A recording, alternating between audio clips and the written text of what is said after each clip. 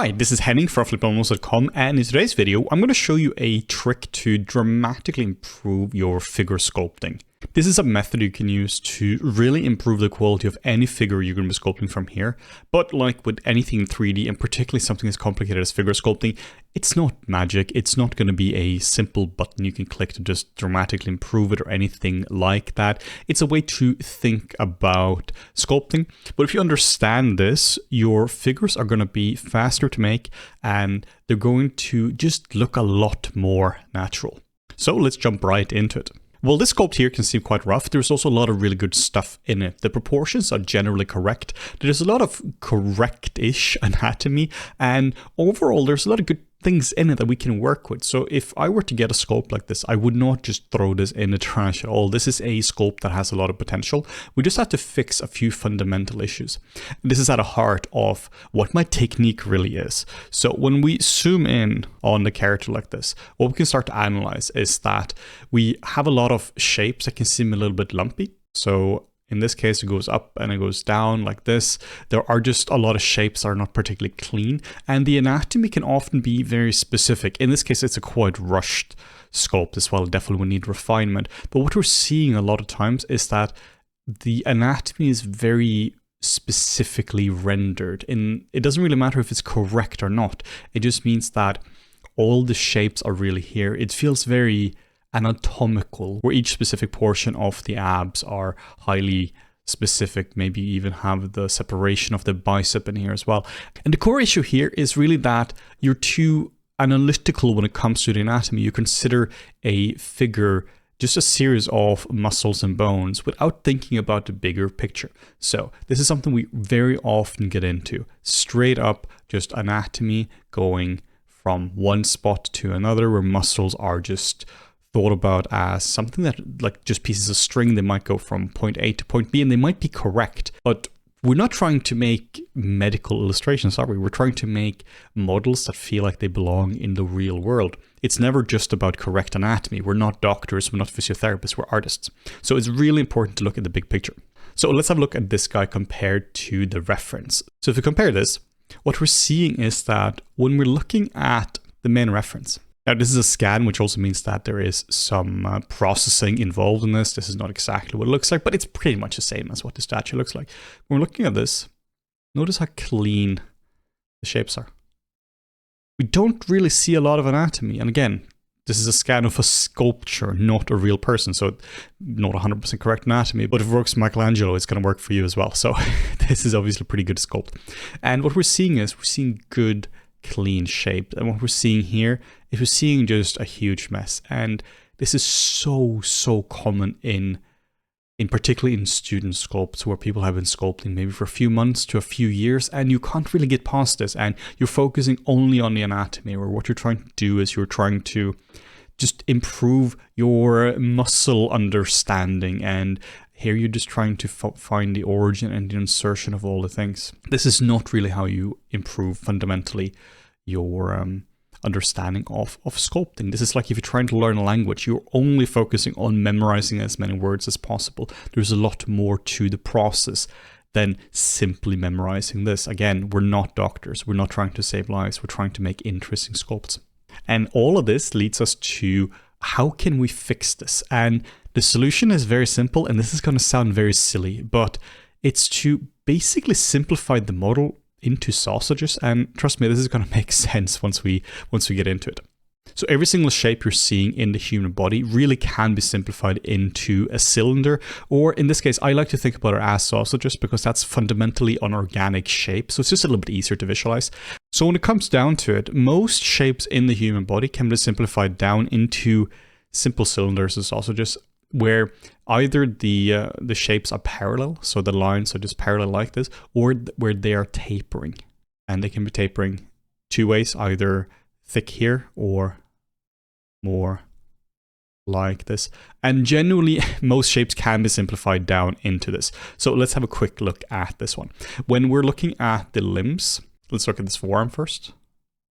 There's so much happening here when it comes to the muscles, but generally you can simplify this down into just simple cylinders, into simple sausages, where if you're doing this, you're going to get something that looks generally quite correct. Let's zoom out a bit here and let's look at his legs. The legs are also incredibly complex, and one of the big mistakes people do is they're starting to look at anatomy models and they're just copying what they're seeing. They're starting to go up here and they're looking at the hips and they're getting in the rectus femoris and the vastus medialis, and they're getting in the vastus lateralis, and they're getting in the TFL, and they're getting in all of this kind of crazy stuff. And when we look at the model, there are only hints of these shapes here. So when you're focusing on these shapes, getting in all the tendons and all this, when you're focusing on this, it gets lumpy. You're not really focusing on the big picture. You're getting the shapes that we saw before in the other sculpt. So what you do instead is you genuinely simplify this down into just a tapered sausage. When we're looking at this, check it out.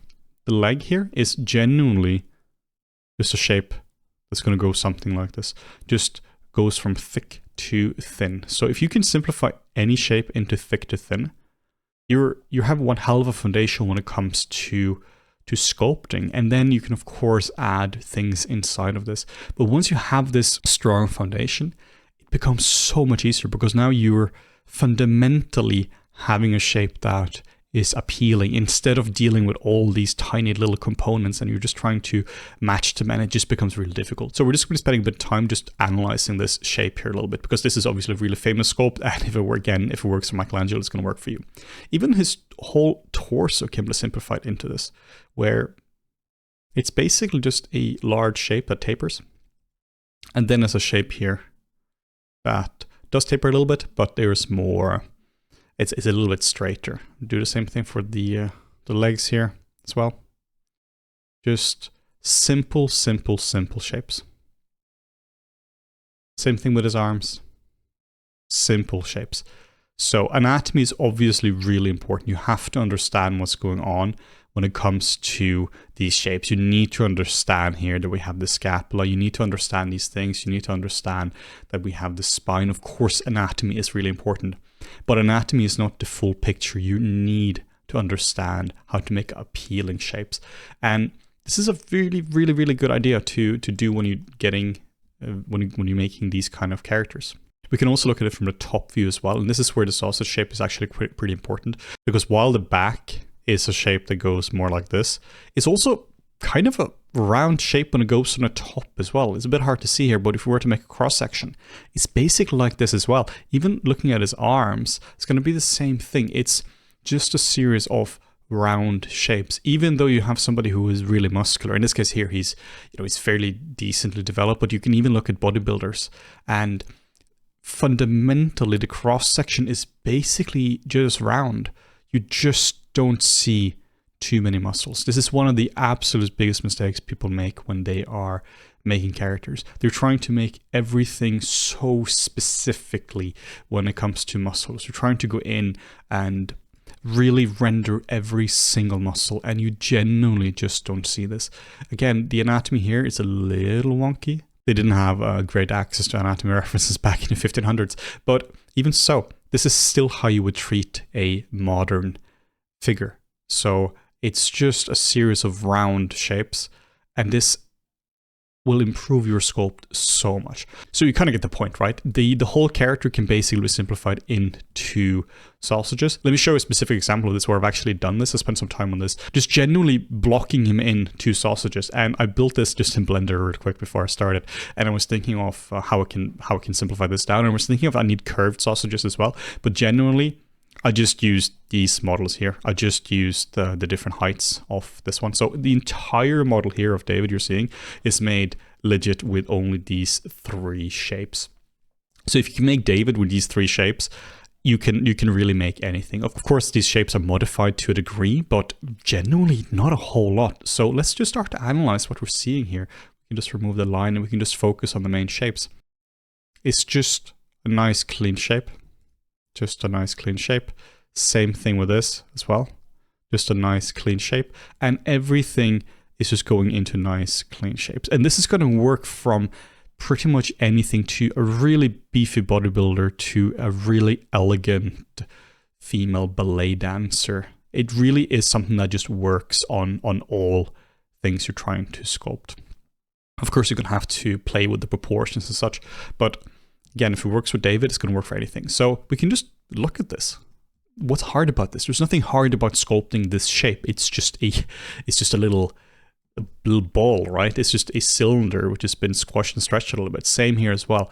It's just a series of simple shapes. In this case, I also could have simplified this a little bit less, I think, in the sense that I could have had another shape here. This is what I often do for the deltoid, where I straight up just have one shape here. This makes articulation a little bit easier and such, but just for understanding, this works really well. And if we hit the D key now, you can see how close this actually is to the final model. If we start to analyze the negative space here, you can start to see that it's fairly comparable, right? It's not perfect, of course, but it's also not terribly far away.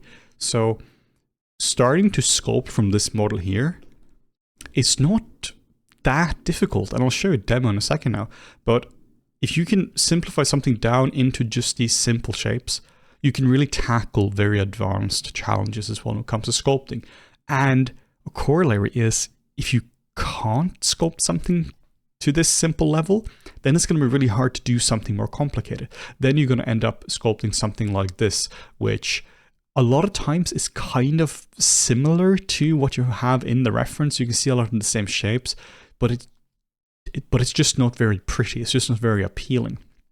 So I think it's important to talk about this, how we can fix some of these shapes here as well. Where what we're looking at is just a series of really messy shapes. So we would have to simplify this down. So we're going to be looking at a beautiful curve here, and here it goes in like so. So this is something we'd have to fix. We would just have to improve the curvature like this. We would have to simplify the shape of the shoulder down. I like to think about this as almost simple curves like you have in 3D, where we have a curve point here and you have a bezier handle, and it basically goes like so. This is something that's really, really useful, where you can genuinely get really nice shapes just by thinking about this as curve points. So we just have a curve point here, and we're just trying to simplify this. But we also have to think about the main shape, not just as simple curves.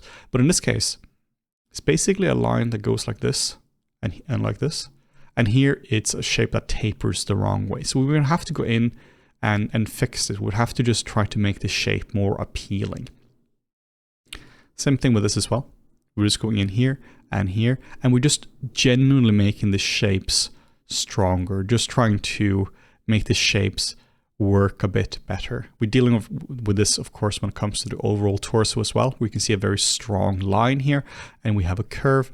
And here it goes like this because we're trying to get in the serratus anterior muscles and the oblique muscles and all that, and we can barely see a hint of it here. So we would have to go in here and just force this in, and then we just have to get in a curve point here, and we can also get in a curve like this here as well. This is going to help tremendously. Then we're seeing a curve basically from here to here, where it goes like this, and here it goes just all over the place. It's just a really messy shape.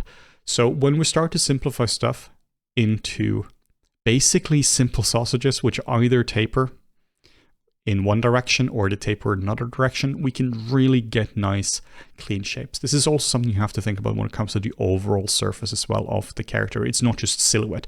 When we're looking at the area here as well, you can see how clean this shape actually is. In terms of anatomy, it doesn't really matter entirely what's happening here, to be honest, because we're not physiotherapists. We're not trying to fix his chest pain or something like that. We're just trying to make appealing shapes. So of course, the more you know about anatomy, the easier this is going to get. But we're just fundamentally trying to make an appealing character. So in this case, we just have to simplify down the volumes as well. Same thing here when we're looking at the abs as well, where here everything is so specific and it's so deep, and it really is just too anatomical. What we're seeing here is we're seeing some hints of things, but it's fairly weak. So in this case, we would just have to go in and just soften everything. The transitions here are just too sharp as well, and we just need to be sure that we have nice appealing shapes, just trying to match what we have in the reference. Looking at the forearm as well, the forearm is one of the most complicated parts on the whole body, and there are so many muscles happening and there's so much complexity. But see how we can simplify it? It's genuinely just a shape that in this case goes out, it tapers, and then we're having a shape that goes like this. And here it's just a shape that goes like this, and it's just wonky. Which one of these shapes are stronger? Something you can think about as well when it comes to stylization. Stylization is in a large degree down to these shapes here, these little sausages, where how you stylize them. So a more natural shape would be a shape that goes more like this. Most shapes in the body are either more parallel like this, or there's a little bit of tapering like this. But what you can do if you want to stylize this arm, you can, for instance, make this shape here be significantly tapered. So it goes like this, and then we're first lengthening it, and we're doing this.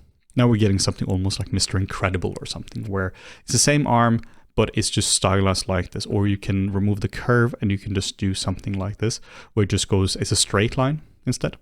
Or you can even take this way further as well and just make this way, way, way more stylized. So there are tons of ways you can play around with these shapes. But once you understand that you can break the different elements down into genuinely really simple shapes, in this case, these cylinders, then you're really starting to control the shape instead of you trying to just solve the anatomy as well.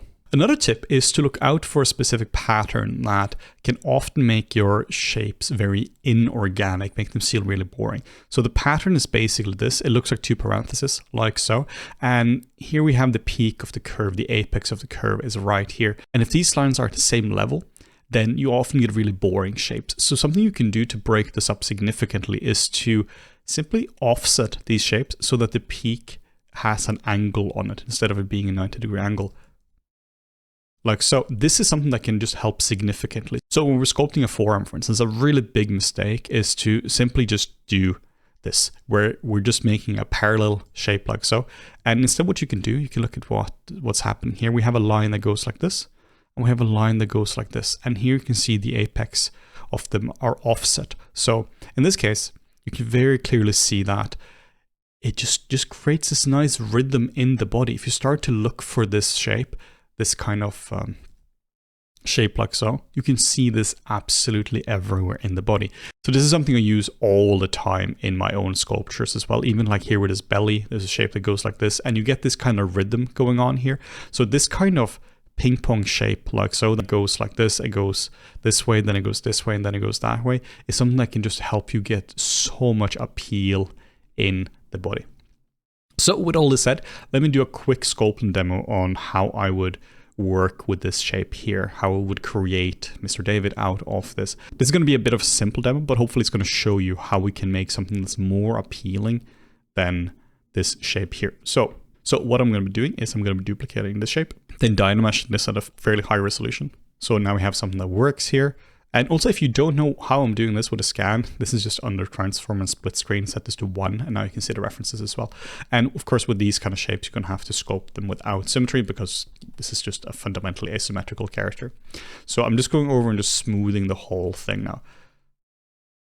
And I'm going to be using a custom sculpting brush for this as well. And I'm just going to be showing you my general approach to this. So now, fundamentally, the sculpt is in a good spot, I would say, even though it's very, very simple. It doesn't have any of the details of the anatomy, but we can work with this. The gesture is here, the proportions are here, in general, the shapes are nice and appealing. So then we can start to almost color in the lines. It's almost like you're having an old school coloring book, and the only thing you have to do now is just color in the lines. This is a lot easier. You can see how bad I am coloring. But this is a lot easier to do than to actually to make the shapes themselves. So what we're doing now is we're just looking at the shapes, and I'm just going through here and just adding the volume to this, just adding a bit of the shapes I'm seeing here. In this case, we're dealing with his pec, but it doesn't really matter entirely what it is, because it's just a shape that is there in the model. So if you're starting to think about this in a highly anatomical manner, then you're going to get something that might look highly anatomical, and that's not really what we want. Nobody is paying you to make models that look anatomical. People are paying you to make models that make you feel something. It makes an engaging game character or a movie character or something like that. It's never about just a pure anatomy. Again, we're not doctors. We're trying to make people feel things in the cinema or while playing video games. Of course, anatomy is important. There's no way about that. But it's more like a prerequisite. It's not that if you get anatomy to be 100% correct when it comes to sculpting something like this, that you get a medal or something. It's it's not about that. It's about making appealing characters. So now you can start to see that I'm almost just filling in the shapes that I'm seeing. We're just going over this and just trying to make appealing, simple shapes. And this is so much easier now because in a large way, the puzzle has been solved. Because what's hard about making characters like this is really trying to get the gesture and the clean shapes to be here.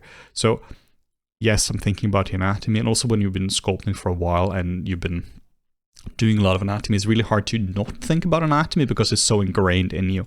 It's almost like if you're trying to write poor letters or trying to write a wrong alphabet. If you're trying to write the alphabet and you're trying to write the wrong one, you just can't because it's so ingrained in you. It's the same thing here with anatomy. You reach a point where anatomy just becomes second nature and you just do it without thinking. But this is also something you have to unlearn to a degree because you genuinely just have to look at the references. But a little note as well is you got to be a little bit careful when it comes to an anatomy of statues, using that as reference. It's a great way to learn and seeing how old masters like Michelangelo were doing their sculptures, but anatomically they're kind of wonky, to be perfectly honest. They can look really good, and they're, you know, these guys, this is obviously a fantastic sculpture, but it's a fantastic sculpture, not a fantastic piece of medical history. Some of the best references we have for this today, in my opinion, is using 3D scans of real people, because then there is no interpretation or anything like that. So use this for appeal and use this for posture and balance and all the kind of stuff. These sculpts here are absolutely phenomenal for that. Just don't take them as absolute gospel when it comes to anatomy. It turns out we learned a lot about anatomy since these sculptures were done. So we're just trying to get in here and just really copying what we're seeing. And you know, I'm gonna put in mistakes in this model here. This is not going to be perfect, but it's going to be okay-ish. It's going to be at a decent level, just because I put in the legwork beforehand when it comes to this. So you can see here how light I am with the touch, in a sense where I don't have to force in the anatomy. I don't really have to do anything too crazy, because if the main shapes are working, you have a sculpture that's fundamentally strong. So we're just going to speed this up a little bit, and I'm just going to be voicing over this instead. But it's the same thing from here on out. We're just working over this and trying to create nice and appealing shapes. Some areas I'm going to have to resculpt a little bit because it's not like I did a perfect job when it came to the original base, but it's the original base is really a massive benefit. When you're sculpting as well, it's really important to get the bones right. I know I said you shouldn't be too focused on just anatomy, but it's still really important to have a base of anatomy. The bones are going to determine so many things when it comes to appealing shapes and proportions and such. For me, the biggest player when it comes to proportion in the whole body is down to the bones. You can think about this: if you have somebody who's 6 feet tall and you were to half the length of their femur, like the bone in your thigh, they would no longer be 6 feet tall. They would be a lot shorter. And if you were to take their femur and double the length, they would also not be 6 feet tall. They would be a lot taller. So proportion is in large part driven by the bones. So if you were to get the bones right, it's a lot easier to get the rest to follow. But if you're struggling with the bones, if you aren't really focusing on getting the bones right, it's a lot harder to get anything right when it comes to an appealing figure sculpt. It's just so much harder because you're struggling against a flawed foundation. And in this case, we also have tons of dynamic artifacts. The hands are blending with the body, and there are just tons of issues here. But this doesn't really matter. What matters is really that we're just focusing on nice and appealing shapes. So I'm not going to take the character too much further than this. That's not really the point of this video. It's not about watching me sculpt. But the point is that you can see that there is something in this. We can take this further and we can really start to make him into a nice classical sculpture like the David, just by focusing on good, clean shapes, of course having a base of anatomical understanding as well, and just covering that. I want to show you another model as well that we made actually for Intro to Anatomy, and this is very comparable. This is one where I actually turned him into kind of the David statue for the final render. I posed him like the David, and this is a pretty complex figure, if you will, where there's a lot of stuff happening here. There's a lot of muscles going on, and you can't really get too much beefier than this guy here. This is obviously a character that's much beefier, much higher in muscles than any person could be. This is more of a Hulk character. But if we start to analyze his legs, it's the same thing as we saw with David. It's just a shape that goes from thick to thin. And this is the stylization of it, where a real person might be more like this. Here it's just a lot bigger up here, and it might be smaller down here. It's the same thing if we were to look at the calves and the lower leg as well. Same thing like this. The same thing if we're looking at his overall torso. This might again be easier from the back, where we can just see, because of his massive lats as well, you can really start to see that it's really just a tapered shape that goes like this. And again, it's a sausage because from the top view, this here is fundamentally a round shape. I don't think it's helpful to think about this as a box, because it's not a box. You don't have hard edges in these spots here. It's all round. So the cross section here is round. It's the same thing for the arm as well. The cross section here is round, even though his tricep is absolutely massive. And if we were to look at what's happening here with the arm as well, the brachioradialis and the extensor carpi radialis, all this kind of stuff, they're all absolutely massive, but it doesn't matter. So when we're analyzing the arm, same thing here. It's just a shape that goes this way. Analyzing the upper arm, it's the same thing in this way here. And we're analyzing the deltoid, the same thing in this regard as well. Same for looking at his pecs. It's a nice clean shape like so as well. If you start to analyze his abs as well, it's basically a shape that goes like this. And yes, it's broken of course into these multiple sections, but it's just a series of nice round shapes with, of course, breakup. When we start to look at the anatomy, there's of course breakup within this, but even somebody who's as beefy as this, it's basically just a shape that goes like this. The ridge muscles, then we have these shapes here, and overall, more holistically, it's a shape that goes down like so. So that's really it for this video. I really hope you found this technique useful. This is something I use every single day where I'm sculpting a figure, and this technique is something I've seen students use and have massively improved their sculpting by using this one. So if you take away anything from this video, that is that don't think about a figure as just a series of muscles and bones. Think about the figure as a series of large shapes that taper from one direction to another. And if you can break a figure down into that, then you can start to add the muscle layout on top, and you're just going to have a phenomenal figure. So yeah, I hope you liked this video. Make sure to like, comment, and subscribe if you enjoyed it, and we'll see you in future videos.